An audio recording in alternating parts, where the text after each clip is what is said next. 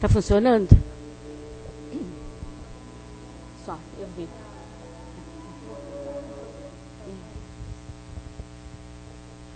Eu gostaria que alguém fechasse a porta, por favor.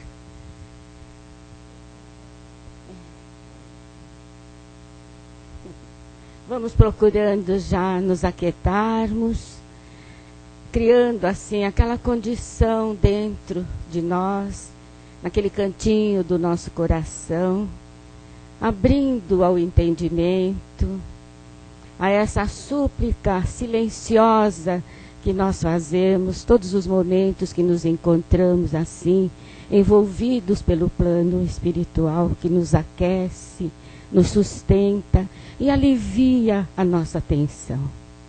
Respirando fundo, e vamos dizer ao nosso Pai amantíssimo, Deus, nosso Pai de amor, de infinita bondade, que nos enviou Jesus, o seu Filho dileto, para avaliar da nossa situação, de todo o esforço que nós fazemos para a nossa melhoria moral, espiritual. É Ele que envia para nós os seus mensageiros, os espíritos guias, os nossos anjos da guarda, que são os intermediários entre nós e Jesus a Deus. E então é através dele, das lições preciosas do seu Evangelho, que nós aprendemos a nos comportar de uma forma totalmente diferente que vínhamos fazendo até então. Mas confiando na sua promessa de que nós, criados por Deus, com todas as possibilidades de alcançarmos êxito nas nossas existências, nós estamos nos esforçando. Vamos dizer a Ele isso, que estamos passo a passo caminhando, talvez ainda frágeis, vacilantes, mas queremos o progresso moral, o progresso espiritual. E esse querer nosso, essa vontade nossa, é que nós pedimos que seja fortalecida, a fim de alcançarmos tudo isso. E nós vamos conseguir, na medida das nossas possibilidades, utilizando a nossa vontade, nós vamos conseguir. É verdade que passamos ainda por muitos dissabores, mas fazem parte. Todo aluno precisa ter os testes de avaliação. E as provas são isso. São testes que avaliam do nosso interesse, da nossa vontade de progredir. Como Deus é misericordioso, suas leis são justas, mas Ele é misericordioso. E Ele nos criou para o bem, para a felicidade. Então, vamos aproveitar mais uma vez esta tarde, aonde será exposta aqui para nós coisas assim muito interessantes que nós precisamos ouvir e reservar dentro de nós para agirmos de acordo. Vamos então, hoje é o nosso irmão, quem vai fazer? O Marcos, né, que vai fazer a palestra. Aliás, sempre muito boa. Então vamos ouvir e participar ativamente. Que Jesus nos abrace neste momento.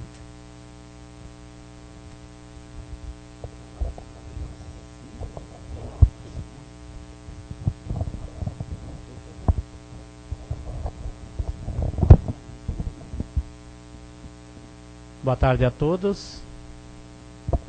Que a paz do Mestre Jesus e a luz do Pai nos envolva a todos. Depois de palavras tão bonitas, tão reconfortantes, que nos fazem realmente pensar nos nossos caminhos, nas nossas dificuldades,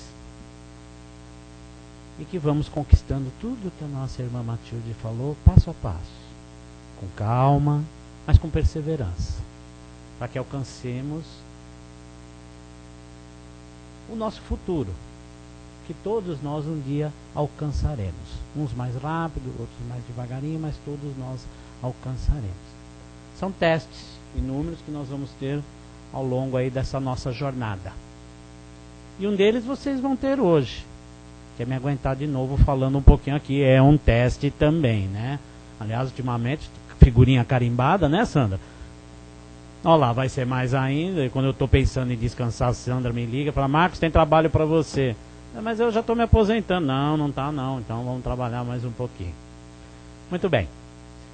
Hoje então nós vamos falar sobre um tema muito bom, que a Sandra me passou também, que chama-se reconciliação, que está no livro, foi extraído do livro Estudando o Evangelho, de Martins Peralva.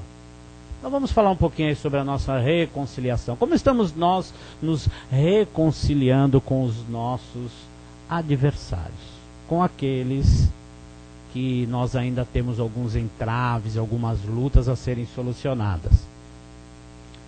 E começamos com o ensinamento de Jesus, um alerta na realidade de Jesus, quando nos disse, dentre tantos outros: reconciliai-vos o mais depressa possível com o vosso adversário, enquanto estáis com ele a caminho.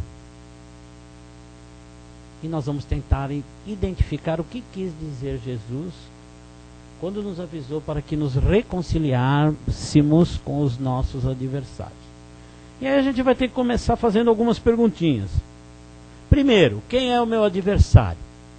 Bom, mas para eu começar a fazer isso, eu vou precisar de um adversário aqui. Hipoteticamente falando, lógico. Alguém se habilita a ser meu inimigo? A ser meu adversário? Eu preciso de um. Eu pensei em chamar a Neide, mas não achei legal a minha mulher, porque ela pode gostar da ideia e depois eu estou perdido em casa, entendeu? Eu achei melhor, pula essa. Preciso de alguém, um adversário. A Sandra.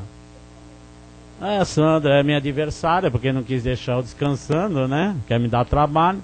Então, legal. Então, hipoteticamente, hoje, aí, transitoriamente, ela é meu adversário. Mas quem é o meu adversário? Normalmente o meu adversário é aquele que não compactua das minhas ideias, das minhas vontades, dos meus pensamentos. Ela não pensa igual a mim, ou da maneira que eu gostaria que ela pensasse. Ela não tem as mesmas ideias do que eu, ela não enxerga da mesma maneira que eu. Eu não respeito e começo a ver a Sandra um adversário. E como começou essa nossa inimizade? Um simples aborrecimento? Ou foi uma grande desavença? Quase sempre as nossas inimizades começam com simples aborrecimentos. Coisas tão pequenininhas que podiam ser deixadas para lá, que a gente podia passar batido, esquecer, não dá tanta importância como nós damos. Simples aborrecimentos que depois transformam-se em grandes desavenças. Uma batida de carro é um aborrecimento? É. Você está no trânsito, alguém vem e bate no seu carro. Ou você bate no carro de alguém. É um aborrecimento? Lógico que é um aborrecimento. Mas daí a virar uma grande desavença, onde eu saio xingando ou sendo xingado, onde eu saio agredindo e sendo agredido, vai uma diferença muito grande, não vai? O nosso vizinho que faz barulho, não deixa a gente dormir direito, barulho fica até tarde, enfim, uma série de coisas que acontecem com o nosso vizinho, só com o nosso vizinho, né? Com o vizinho dele não, né? O vizinho dele é ótimo, é maravilhoso. Já o nosso vizinho, onde a gente encontra tanta coisa, traz-nos às vezes aborrecimentos? Traz. E às vezes bastante aborrecimento. Mas daí a grandes desavenças também vai uma distância muito grande. Às vezes aborrecimentos que nós poderíamos resolver com palavras, com uma conversa, ou com pelo menos o deixa para lá. Não. Nós infelizmente ainda temos dificuldades de lidar com essas situações. E transformamos esses pequenos aborrecimentos em grandes desavenças, consequentemente, inimizades, que nós criamos ao longo da nossa vida. E aí a gente continua fazendo algumas perguntas. Quem foi que deu o primeiro golpe? Com certeza foi a Sandra, não fui eu. Foi. Lógico, é só vocês olharem para a carinha dela, foi ela que bateu primeiro, não fui eu. Quem usou a primeira palavra que fere? Foi a Sandra. De novo foi a Sandra, não fui eu. Sempre. Eu sou tão bom? Você acha que eu vou dar o primeiro golpe? Você acha que eu vou usar a palavra que fere? A primeira palavra que feriu? Não. E o que eu fiz para evitar essa inimizade? Eu tentei amenizar o golpe ou devolvi o primeiro golpe com um golpe mais forte ainda? Quase sempre nós devolvemos o golpe. Lembra daquela historinha? Eu não levo desaforo para casa.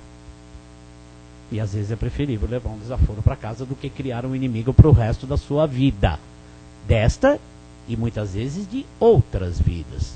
Por isso Jesus disse: reconcilia-te com o teu adversário enquanto estás com ele a caminho. Para que não transformemos essa inimizade lá na frente, no plano espiritual, em outras vidas, criando inúmeros e diversos processos obsessivos. Comigo é assim, bateu, levou. Não tem esse negócio de ficar quieto. Dar outra face? Para, nem pensar. Mas o que a gente entende por dar outra face? Que a gente tem que só ficar quietinho. Não é isso, a gente não precisa aceitar, mas sai do raio do golpe, sai da ação do golpe. Faça como o boxeador, sai da frente do golpe. Se afaste, tente se afastar. É isso que nós temos que tentar fazer com aqueles que supostamente nós achamos, ou eles acham que são os nossos inimigos. E são essas nossas condutas que criam adversários ao longo da nossa vida. Essas e outras às vezes, não é verdade? Os nossos preconceitos quanto às pessoas e aos seus modos de serem criam adversários. Por quê? Porque quando temos preconceitos, normalmente nós exteriorizamos isso de alguma maneira, quase sempre com palavras, porque eu sou um preconceituoso contra essa ou aquela situação, não importa qual, e eu manifesto isso com palavras, com gestos, com atitudes. E aquele que está sofrendo o meu preconceito percebe isso, lógico. E começa-se a ver aí uma adversidade que partiu de mim e do meu preconceito. Não partiu do outro. A minha intolerância, quando eu não tolero atitudes, palavras e um monte de coisas nas outras pessoas, tolero demais em mim, lógico, mas não tolero nas outras pessoas, cria também adversários. Lembra que a gente falou? Ela não pensa igual a mim, a Sandra. Ela não age igual a mim, ela não tem os mesmos gostos do que eu. Ela tem a vida dela de uma maneira diferente da minha. E eu, por algum motivo, por não concordar com alguma coisa, eu não gosto. E começo a ser intolerante com ela. E essa intolerância vai criar uma inimizade. Um adversário, com certeza. E julgamentos excessivos. Os nossos julgamentos são muito excessivos. E quando se fala em julgamentos excessivos, eu me lembro, com bastante galardia, né, que Jesus um dia falou de mim. De mim mesmo, ele falou. Vocês vão falar, não, ele é louco, imagina, Jesus não falou dele há 2000 e tantos anos atrás. Falou sim. Quando Jesus contou uma parábola, uma história, sobre o credor incompassivo, ele falou de mim. Qual que é a história? Vamos relembrar. Um rei tinha um servo que lhe devia um dinheiro. Vamos falar dinheiro ou nosso dinheiro, que é mais fácil a gente entender. Ele devia lá 10 mil reais para o rei.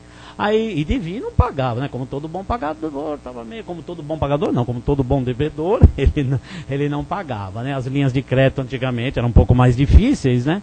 E aí o rei chama esse servo e lhe diz que iria prendê-lo, iria entregá-lo aos verdugos, né? Aos seus carrascos, e ele seria surrado e a sua família seria vendida como escravos para saldar a dívida. Lógico, o servo também, como todo bom credor que somos, chorou, implorou, pediu, e esse rei, com dó, compadecido da situação de seu servo, o perdoa e o manda que vá embora. Peça que ele vá embora. Quando ele chega na rua, esse servo, ele encontra com um amigo seu, que ele devia 100 reais, 1% apenas do que ele devia para o rei. E ele pega esse seu servo esgana ele quase até a morte, pedindo que lhe pagasse. E como esse servo não tinha dinheiro, como seu amigo, o servo, não tinha dinheiro, ele manda que o prenda. E os guardas do rei, vendo isso, pegam de novo esse servo e levam para o rei.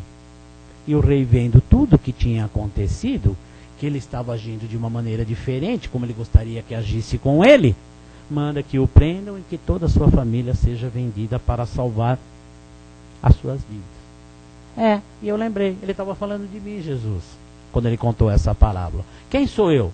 Sou o rei? Não. Sou o servo que devia apenas 100 reais? Não. Eu sou aquele que devia os 10 mil reais. Que não quero pagar e quero que sejam perdoadas as minhas dívidas. Mas que não perdoo da mesma maneira as dívidas para com o meu semelhante. Pequenas dívidas do meu semelhante, muito, 1% das minhas dívidas. O meu julgamento é extremamente excessivo. E o nosso julgamento excessivo faz com que criemos adversários, inimigos, ao longo da nossa trajetória. Quando eu faço as minhas orações,